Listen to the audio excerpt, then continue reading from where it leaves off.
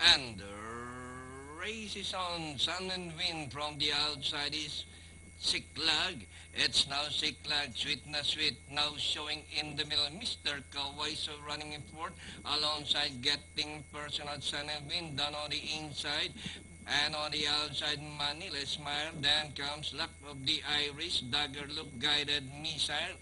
Raymond Star fourth last down on the inside. Hakuna Matata, number one Dom Perry Pink, and Lady Tycoon is running in 14th. Sun and Wind by Hapaland. And on the outside is Mr. Kawaiso, now showing Siklag racing in fourth and getting personal is racing in fifth. Luck of the Irish, Witness with guided Mr. Daggerut and Hakuna Matata.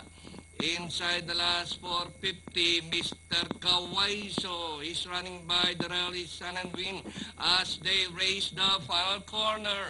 Mr. Kawaiso, Sun and Wind, and on the outside is getting personal, and on the further outside is Hakuna Matata and Dom Perry Pink running at the center. Dom Perry Pink, Hakuna Matata getting personal guided missile and nearing the finish line. Dom Perry Pink, Hakuna Matata getting personal guided missile.